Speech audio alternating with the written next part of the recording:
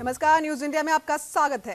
रुक करते हैं इस वक्त की प्रमुख खबरों पर। बजट को लेकर देश के बड़े सीए अमित गुप्ता से बात की गई तो उनका भी ये मानना है कि ये चुनावी साल का बजट है और मोदी सरकार ने हर क्षेत्र में वोटरों को फायदा पहुंचाने के लिए ये बजट पेश किया है। इस बजट से इनकम टैक्स में जो चेंज हुआ है उसका दिल्ली वालों को भी काफी फायदा पहुंचेगा।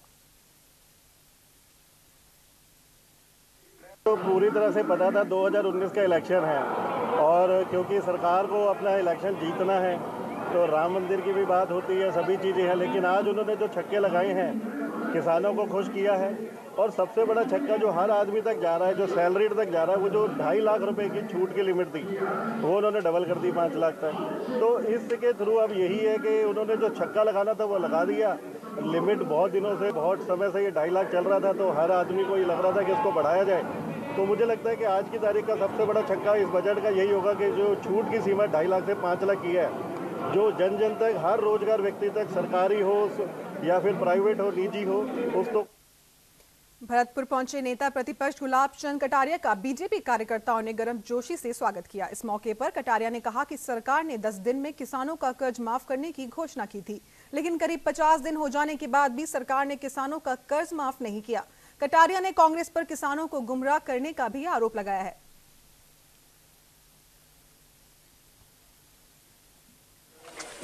बात कर लो। की जनता को अनुभव हो रहा होगा कि जिस सरकार ने 10 दिन में कर्जा माफ करने की बात कह करके जनता से एक तरह से गुमराह किया, उसका 50 दिन बाद भी एक नया पैसा किसान के खाते में नहीं गया। अगर गया है तो मेरे जवाब के बाद वो बता दे कि कौन से किसान का किस खाते में कहाँ कितना पैसा गया है। क्या मतलब इससे बड़ा धोखा 10 दिन किसी ने सौगंध दिलाया नहीं इनको कि आप 10 दिन को आप कह सकते हैं घोषणा पत्र में 5 साल का है हम करेंगे, लेकिन सबसे बड़ा धोखा हुआ। 10% आरक्षण सबको दे दिया, कुछ राज्यों ने अपनी स्वीकृति दे दी। सरकार कह तो रही है कि सरकार के पास केवल 2 ही दिन है, 11 और 12 का, और 11 और 12 में राजस्थान से सहमति नहीं मिली तो राजस्थान में नौकरियों में भी और राजस्थान की शिक्षा में भी बच्चों को 10% जो अतिरिक्त है। और बड़ी खबर आ रही है राजधानी जयपुर से। राजस्थान में हनी ट्रैप का मामला,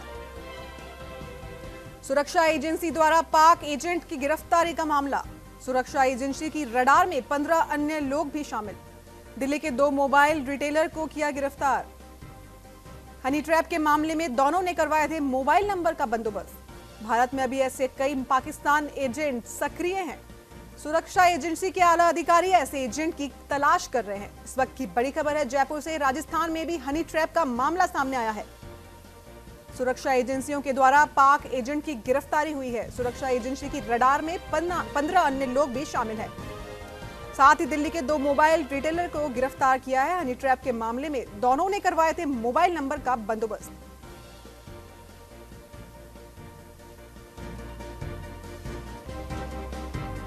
आपको बता दें इस वक्त की बड़ी खबर आ रही है, राजस्थान में भी हनी ट्रैप का मामला सामने आया है।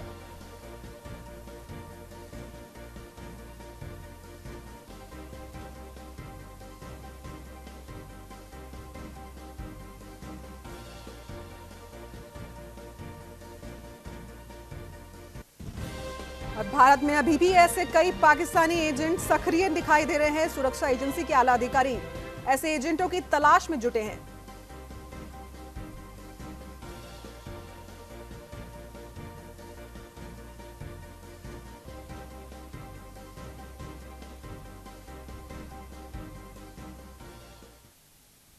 नागौर के शुभ लक्ष्मी ग्रुप के संचालक वीरेंद्र कुमार तापड़िया, धर्मेंद्र कुमार माहेश्वरी और मांगी देवी तापड़िया के घर पर बीते 2 दिनों से आयकर की छापेमारी कार्रवाई चल रही है।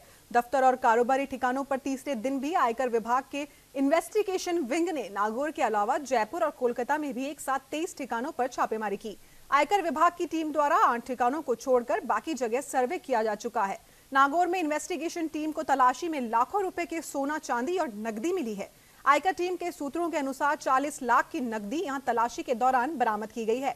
वहीं सोना चांदी की कीमत का आकलन फिलहाल किया जा रहा है। वहीं कार्रवाई के दौरान दूसरे व्यापारियों का गुस्सा फूट पड़ा और कार्रवाई के विरोध में वे उतर गए।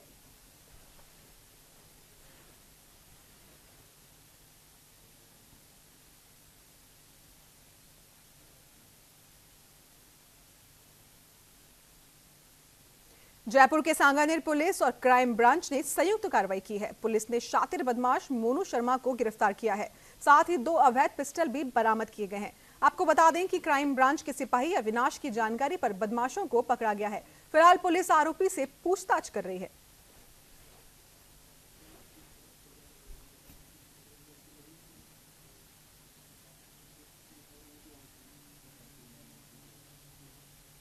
जयपुर के कालवाड़ थाना इलाके में ब्लाइंड मर्डर का खुलासा करते हुए पुलिस ने 2 आरोपियों को गिरफ्तार किया है। पुलिस ने मामले का खुलासा करते हुए बताया कि 8 जनवरी को सीकर रोड 14 नंबर पर शराब से भरे ट्रक को लूटकर बदमाशों ने ड्राइवर को बंधक बना लिया था।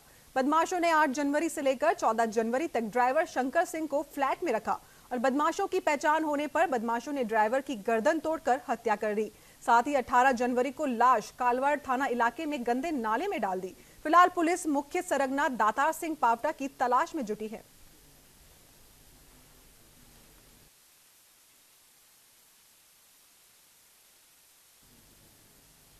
बीकानेर आईजी के निर्देश में चलाए जा रहे मादक पदार्थों की तस्करी की रोकथाम और धरपकड़ के लिए अभियान के अंतर्गत छत्तीसगढ़ पुलिस ने बड़ी कार्रवाई की है। छत्तीसगढ़ थाना अधिकारी संदीप कुमार की टीम के द्वारा नाकाबंदी के दौरान बाइक सवार 2 शख्स से 24 किलो डोडा पोस्त बरामद किया गया है और 2 आरोपियों सहित एक बाइक को कब्जे में लिया है। वहीं पुलिस ने एनडीपीएस की धाराओं में मामला दर्ज कर जांच शुरू कर दी है।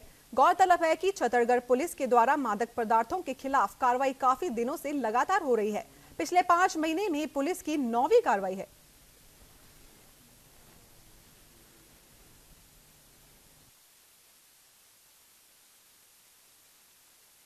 पाली में लोकसभा चुनाव को लेकर जिला निर्वाचन विभाग की ओर से तैयारियां शुरू कर दी गई है, जिसके पहले चरण में ईवीएम मशीनों को रीसेट करने का काम शुरू हुआ है। जिला निर्वाचन अधिकारी दिनेश जैन और उप निर्वाचन अधिकारी भागीरथ विश्नोई की देखरेख में शुक्रवार को स्ट्रांग रूम से विधानसभा चुनाव में इस्तेमाल की गई ईवीएम और वीवीपैट मशीनों को रीसेट करने के लिए वेयर हाउस में बनाए गए स्टोर रूम में भेजा गया है, जहां पर निर्वाचन विभाग के अधिकारियों की मौजूदगी में तकनीकी कर्मचारी लोकसभा चुनाव के लिए तैयार करेंगे।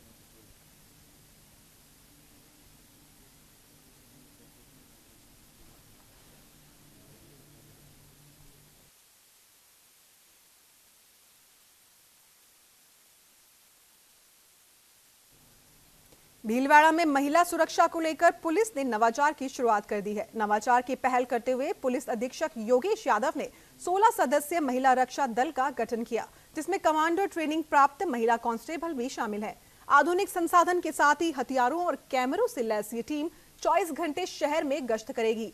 जानकारी के मुताबिक इस टीम से व्हाट्सएप नंबर के द्वारा भी महिला अपनी समस्या और लोकेशन शेयर कर सकती हैं।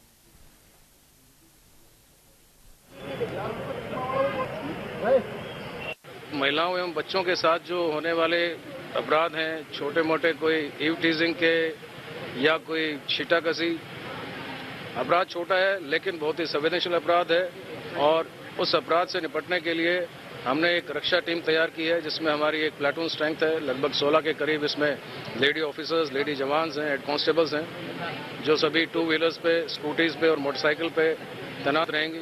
स्कूल्स में, कॉलेजेस में, कोचिंग सेंटर्स हैं, मंदिर हैं, मार्केट्स हैं, जहां भी महिलाओं एवं बच्चों का आवागमन रहता है, उनके साथ होने वाले इस तरह के अपराध से, इस तरह की न्यूसेंस से, पब्लिक न्यूसेंस से निपटने के लिए इनको तैयार किया गया है। इनके भी व्हीकल्स पे सबके लिए बॉडी वॉर्न कैमरा लगे हुए हैं। सबके साथ ये हथियारबंद भी हैं, हथियारों से लैस भी हैं, पेपर स्प्रे भी दिए गए हैं और ये सभी स्कूल्स में, कॉलेजेस वगैरह में बच्चों की काउंसलिंग भी करेंगी, उनकी समझाइश भी करेंगी कि अपराध से किस तरह से बचना है। कोई भी परेशानी है तो बालिकाएं जो हैं वो इनको अपना मित्र समझ के, अपनी बहन समझ के, अपनी मदर समझ के सामने आए और कोई भी परेशानी बेहिचक होकर, बेखौफ होकर इनके साथ शेयर करें। और निश्चित ही हमारी ये टीम जो है उनको जो है एक इंस्टेंट, जो उनको एक जस्टिस मिलना चाहिए, न्याय मिलना चाहिए, एक उनको रिलीफ जो मिलना चाहिए, वो दिलाने में जो है बहुत मददगार साबित हो। श्रीमान एसपी साहब ने एक टीम गठित की है, जिस टीम का नाम है सुरक्षा टीम। इस टीम का मुख्य उद्देश्य ये है कि महिलाओं से संबंधित जितनी भी समस्याएं हो रही हैं उनकी रोकथाम के लिए ये टीम गठित की गई है। और इस टीम में ये सुविधाएं हैं कि इसमें हमारे को स्कूटियां दी गई, 5 स्कूटियां जिसमें 10 लड़कियां हैं और कॉन्टैक्ट व्हाट्सएप नंबर दिए हैं, उनमें कैमरा लगा हुआ है और जो भी लोकेशन हमारे को मिलेगी उस लोकेशन पर हम सूचना मिलते तुरंत उस पर पहुंचेंगे और उस पर कार्रवाई करेंगे। और व्हाट्सएप नंबर है इसके व्हाट्सएप स्कूटियों के 9799 7001001। कोटा के स्टेशन क्षेत्र में अज्ञात बदमाशों ने सर्राफा व्यापारी की पत्नी और बेटी की नृशंस हत्या कर दी। इसके विरोध में शुक्रवार को सर्राफा व्यापारियों ने अपनी दुकानें और प्रतिष्ठान बंद कर इस घटना का विरोध किया। बदमाश इतने शातिर थे कि उन्होंने हत्या के बाद वहां लगे सीसीटीवी कैमरे के तार काट दिए और कुछ कैमरे और डीवीआर भी अपने साथ ले गए। घटना की सूचना पूरे शहर में आग की तरफ फैलते ही आईजी विपिन कुमार पांडे, एसपी दीपक भार्गव सहित आला अधिकारी मौके पर पहुंचे और मामले की जांच पड़ताल शुरू की। मृतक मां बेटी का शुक्रवार सुबह एमबीएस अस्पताल की मोर्चरी में पोस्टमार्टम करवाकर शव परिजनों के सुपुर्द कर दिया गया। गमगीन माहौल में दोनों मां बेटी का अंतिम संस्कार किया गया।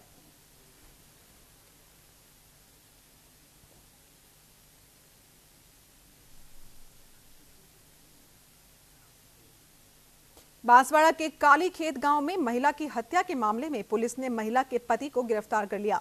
आपको बता दें कि शहर से 20 किलोमीटर दूर काली खेत गांव में एक महिला का शव मिला था। साथ ही साथ में उसका पति भी गंभीर हालत में मिला था, जिसे अस्पताल में भर्ती करा दिया गया है। महिला की हत्या गला रेत कर की गई थी। घटना की गंभीरता को देखते ही एसपी तेजस्विनी गौतम स्वयं घटनास्थल पहुंचे और मौके की जांच की तो महिला का पति ही उसका हत्यारा निकला, जिसको हालांकि पुलिस ने गिरफ्तार कर लिया है।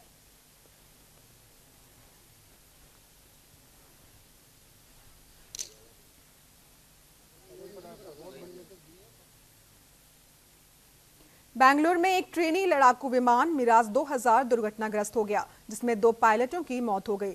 हादसा अगले सुबह बेंगलुरु के हिंदुस्तान एरोनॉटिक्स लिमिटेड एयरपोर्ट पर हुआ है। आपको बता दें कि प्लेन में 2 ही पायलट सवार थे। हादसे के वक्त दोनों प्लेन से बाहर निकल गए थे, लेकिन एक पायलट की मौत प्लेन के मलबे पर गिरने से हो गई, जबकि दूसरे ने अस्पताल में इलाज के दौरान दम तोड़ दिया।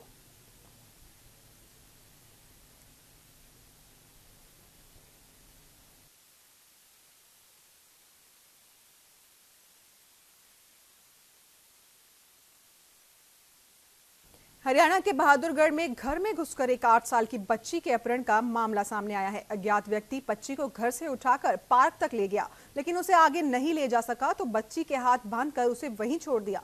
डरी सहमी बच्ची घर पहुंची तो परिजन उसे थाने ले जाने लगे।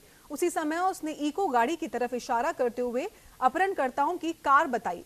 परिजनों ने पूरे मामले की सूचना हालांकि पुलिस को दी है और पुलिस के आला अधिकारी मौके पर पहुंचे, साथ ही गाड़ी को अपने कब्जे में ले लिया। वहीं बच्ची के परिजनों के बयान दर्ज किए जा रहे हैं। उसी दौरान कार चालक भी थाने पहुंच गया। हालांकि मामले की जानकारी मिलने के बाद अपहरणकर्ताओं की तलाश भी जारी है, लेकिन अब तक अपहरणकर्ताओं का कोई सुराग नहीं लग पाया।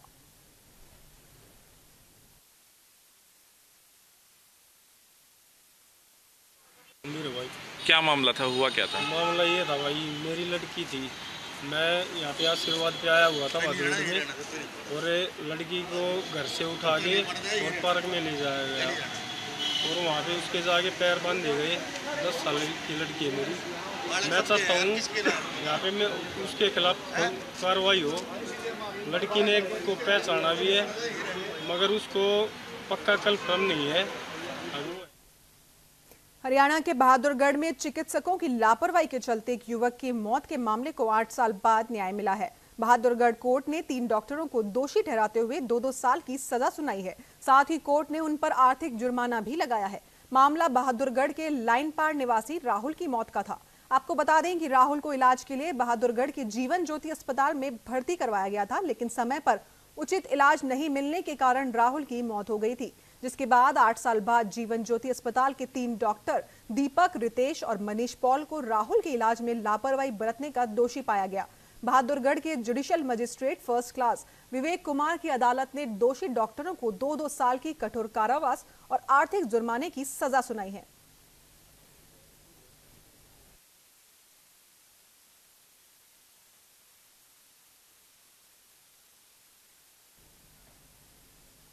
डूंगरपुर में फसली ऋण माफी में लैप्स स्तर पर हुए 7 करोड़ 50 लाख के घोटालों को लेकर चौंकाने वाले खुलासे हो रहे हैं। शुक्रवार को झौतरी पंचायत समिति के झौतरी बेड़ा नेगाला में काश्तकार जिला मुख्यालय पहुंचे और ग्रामीणों ने कलेक्ट्रेट पर घेराव कर व्यवस्थापक और कार्मिकों के खिलाफ जमकर नारेबाजी की है। ग्रामीणों ने कलेक्टर को ज्ञापन सौंपकर बताया कि 1352 लोगों की कर्ज माफी की सूची जारी हुई है और 26 जनवरी से ऑनलाइन चेक किया तो 354 ऐसे लोगों का भी नाम शामिल था जिन्होंने कभी लोन ही नहीं लिया है।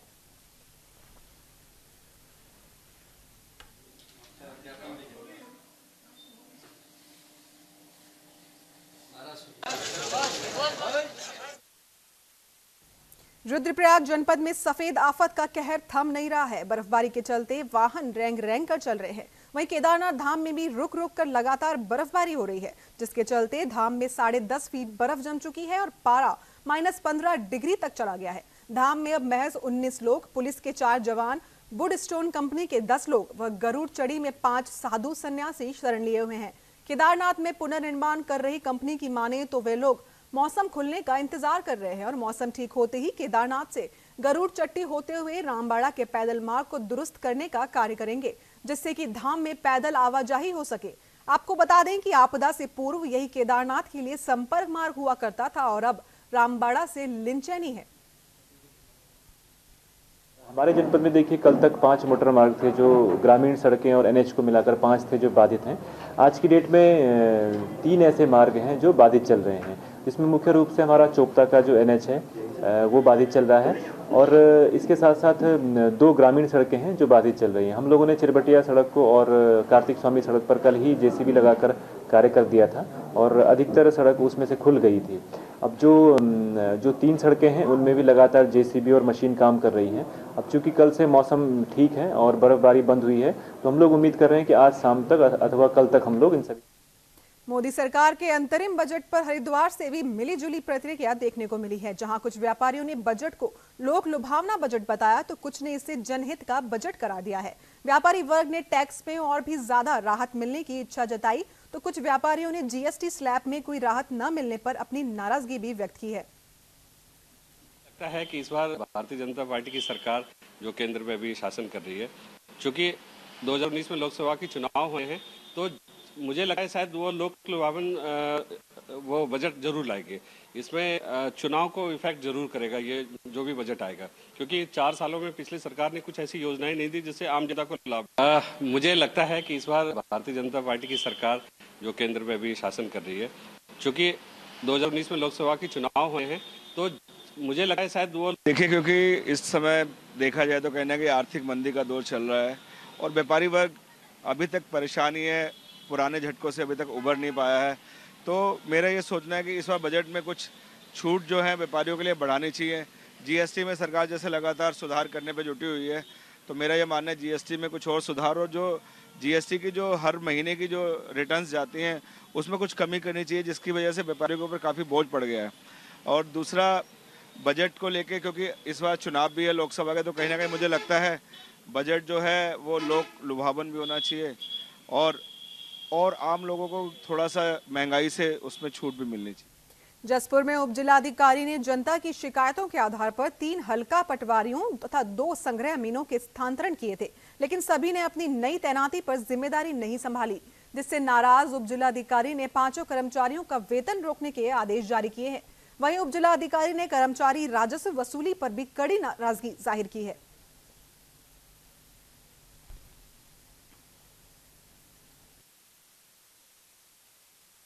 कुछ पटवारी की शिकायतें भी आई थी, इनकी जांच भी अभी गतिमान है, उनके खिलाफ विभागीय कार्रवाई की प्रस्तुति की जा रही है और इनका कुछ स्थानांतरण किया गया था क्योंकि लोगों के द्वारा काफ़ी शिकायतें की गई थी। तो मेरे भी द्वारा जब समीक्षा की गई तो कुछ शिकायतें सच पाई गई हैं, तो इनका चीज परिवर्तन किया गया था, लेकिन इन्होंने कल तक इन्होंने चार्ज नहीं लिया था। इसी के क्रम में इनके खिलाफ कार्रवाई की प्रथम दृष्टया इनकी पे रोकी गई है, उसके बाद फिर अलग दूसरी कार्रवाई अमल में लाई जाएगी। ठीक है, मौके पे मिलते नहीं हैं और लोग आते हैं, उनका कार्य समय पर नहीं हो पाता है, इस तरह की शिकायतें थी तो उनका संज्ञान लिया गया।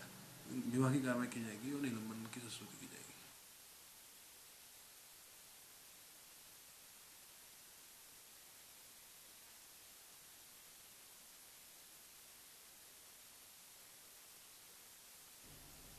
महराजगंज की शिक्षा व्यवस्था अपने बदहाली पर आंसू बहा रही है। मामला सिसवा ब्लॉक के पूर्व माध्यमिक विद्यालय मुडेरी चौबी की है, जब बच्चों के थाली से भोजन गायब रहता है।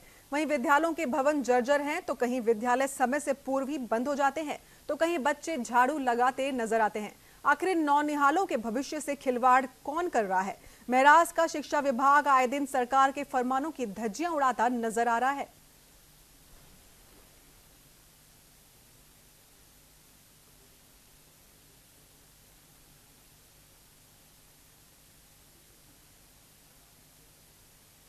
बांदा में एक पटाखे की दुकान में विस्फोट के बाद अचानक आग लग गई, जिससे दुकान का अगला हिस्सा गिर गया। वहीं इस घटना में कई लोग फंस गए। धमाके की आवाज से आसपास के लोग इकट्ठा हो गए और सूचना पुलिस को दी। मौके पर पहुंची पुलिस ने आनन फानन में फायर ब्रिगेड और उच्च अधिकारियों को सूचित किया। दुकान और उसके पीछे मकान में फंसे लोगों में 3 की मौके पर मौत हो गई और एक गंभीर रूप से घायल हो गया है। जिला प्रशासन के आला अधिकारी फिलहाल मौके पर है और बचाव कार्य जारी है। लगभग 6:30 बजे पटाखा बनाते समय ही विस्फोट हुआ और विस्फोट से उसकी पूरी छत जो है गिर गई और उसके पास से लगे हुए 2 दुकानें और थी, उनकी भी छतें जो है गिर गई हैं और शेष जो 2 दुकानें थी वो बंद हो गई थी।